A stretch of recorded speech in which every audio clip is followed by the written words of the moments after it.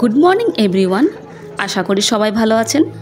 আমি আগের ভিডিওটাই বলেছিলাম দক্ষিণেশ্বর ঘোরার পর বেলুড় মঠেও গিয়েছিলাম, আর সেই বেলুড় মঠের ভিডিও দেখাবো আর তার কিছু ইতিহাস তুলে ধরবো, যেটা অনেকের কাছে অজানা। আমরা তো না জেনেই ভ্রমণে যাই, কিন্তু কিছু জেনে গেলে সেই জায়গাটার প্রতি একটা অন্যরকম ভাব আসে। এই গঙ্গা পেরোলেই বেলুড় মঠ, তাই আমরা দক্ষিণেশ্বর থেকে বেলুড় মঠ যাওয়ার জন্য ফেরি ধরে চলে গেলাম।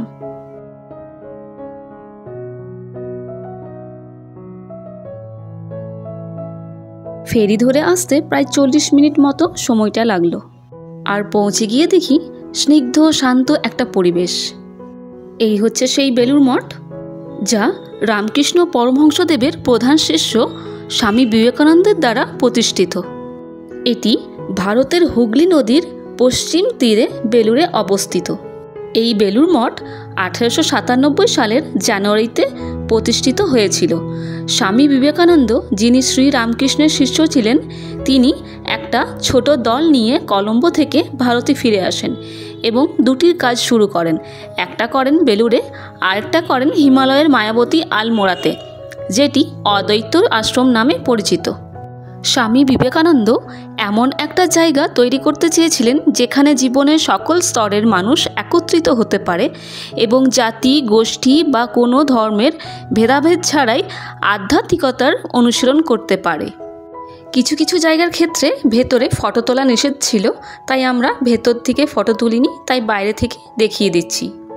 এই যে জায়গাটা দেখাচ্ছি সেটা হচ্ছে দক্ষিণ পূর্বের একটা ঘর, যেখানে স্বামীজি থাকতেন, আর তার পেছনেই ছিল একটা আম গাছ। স্বামী বিবেকানন্দ প্রায় এই গাছের তলায় একটা ক্যাম্প খাটে বসতেন। আর দোতলার দক্ষিণ পূর্বের যে ঘরটিতে স্বামীজি থাকতেন, সেইখানে একটা জানলা দিয়ে গঙ্গার অপরূপ দৃশ্য কিন্তু দেখা যায়। বিবেকানন্দ তার ভবিষ্যৎবাণী পূরণ করেছিলেন যে তিনি 40 বছর বাঁচবেন না। বেলুড়ে গঙ্গা নদীর তীরে একটি চন্দন কাঠের অন্ত্যেষ্টিক্রিয়ায় তাকে দাহ করা হয়েছিল, যেখানে 16 বছর আগে রামকৃষ্ণকে দাহ করা হয়েছিল, ঠিক তার বিপরীতে। আর এই যে জায়গাটা দেখাচ্ছি, এই জায়গাটা সেই জায়গাটা যেখানে তাকে দাহ করা হয়েছিল।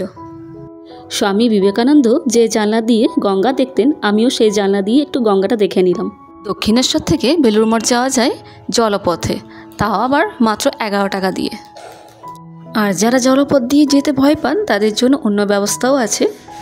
জলপথ ও স্থলপথ দুটোরই ব্যবস্থা করা আছে। গল্প করতে করতে এবার আমার বাড়ি ফিরে যাওয়ার সময় হয়ে গেল।